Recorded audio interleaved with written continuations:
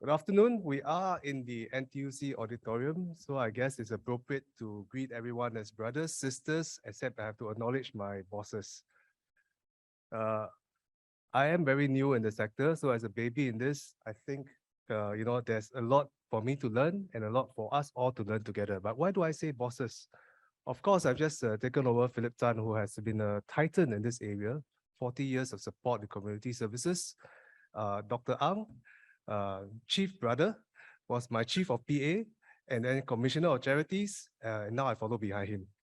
So the good news about that, of course, is that then I don't need to say very much.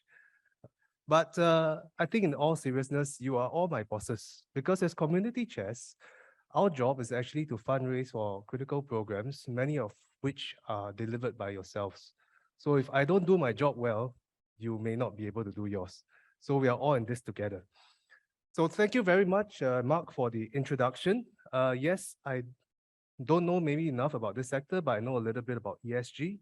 Dr. Ang has already shared all the many strategies and permutations that you can use to incorporate ESG into how you think about your business. But I think the concept that I'd like to sort of leave with you today, if you forget everything else I say for the rest of this session, is ESG is good business. So he left off by talking about the corporates, and I would like to sort of continue on by reinforcing why ESG is good business. You want to do good, do right, because people, regulators, and society cares. But it is good business because it affects you in how you can obtain resources, what you can do with them, if you actually do right. First, ESG is not a fad. It is not only for corporates, it is a movement that's already over 30 years old. A guy called John Edrington out in the Scandinavia, it's called about something called the 3 Ps: people, profits, and planet. Some of you may know that. That 3 Ps is now in Harvard Business School as triple bottom line. So companies are thinking about ESG. If companies are thinking about ESG, how should you respond to that? And how should you reflect your behavior to be actually a good recipient of the resources they are channeling into this area? Okay, I know many of you will say, hang on, we are actually the S in ESG ourselves. Don't we already do this? But hang on, I think we just had this consultation and we're trying to do this. Let's put term limits on 10 years governance. And many in the room and some of you online are also concerned about it. I think we need board renewal. So as a sector, we have to progress collectively.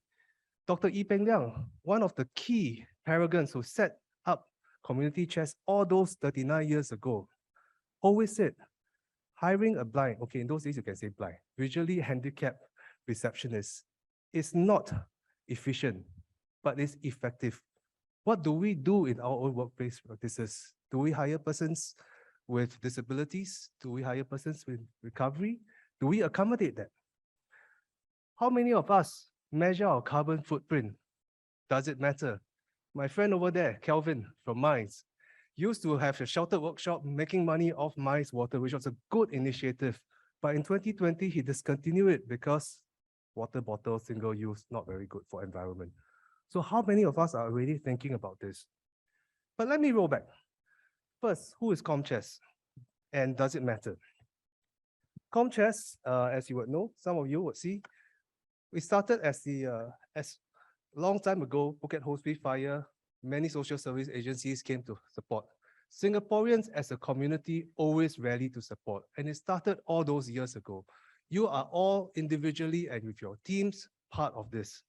So we rallied to support all those many years ago, and it has morphed, of course, over the years to become what we call today community chairs as part of National Council of Social Services.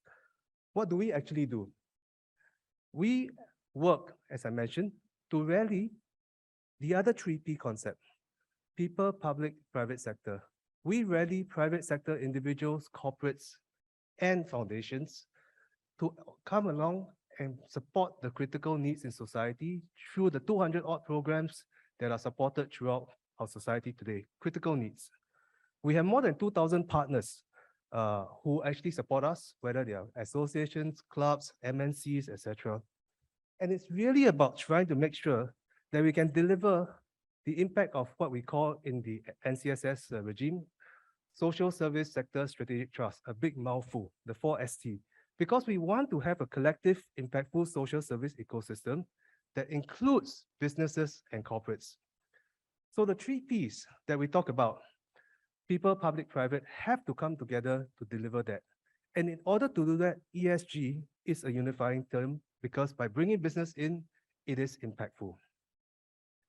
So here you see it, people, planet, profit, 3 Ps. What is it that Comchest does? We have had to learn along the way.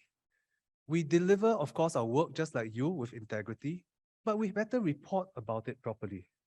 That's governance, to make sure that you can trust us. 100% of the money comes to us, it goes to the beneficiaries and to the programs that you run. But we have to report on it. We have to make sure the governance is of good standard. We have to make sure that we incorporate all the things that we say that we do in order to reflect that so that we can channel the interests of corporates and business and philanthropy to the social programs that we run. Anita Pham, our president of NCSS, talks about how charities should embrace the language of business and ESG. Why? As I said to you just now, ESG is good business. By aligning ourselves, we get resources, we get skills, we get volunteers, we let corporates come and express the S together with what we do. I've already talked about inclusive hiring, charity governance, making sure that, as Dr. Ang said, we turn off the light. Very simple things. But in aligning ourselves, it's not just about talk. It's about behavior.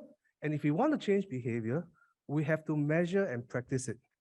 So starting with some of the things that you have in the code and your annual reports, I think you have to reflect this, because the more the corporates understand how they can express themselves through you, the more you will be able to get the partnerships with them. They are essential for you to scale your charity, to scale the programs that you run and deliver good. Here are some examples how. I think if you see number one, I talked about resources. Many companies have already sought different ways to express the S in ESG. If you pivot yourselves to work with corporates, they will supply you with resources, they will supply you with volunteers, they will supply you sometimes also with the donations. But it's not just about the money. I mean, Dr. Ang said, money no problem. Actually got problem, but if you develop the partnerships, if you make sure that what you do falls into the language of business and how companies can express it, you will be able to be a beneficiary. Resources is one thing. Skills. This is an example. Pan Pacific, RCC Home, as well as Unilever and MNC came together. Their people in the corporates can volunteer and actually support.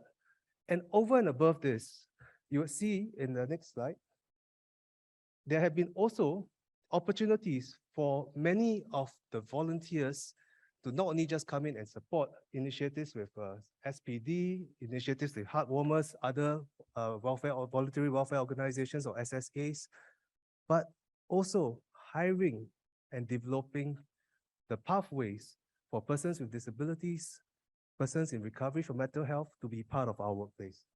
These things are all essential and reflect how we do.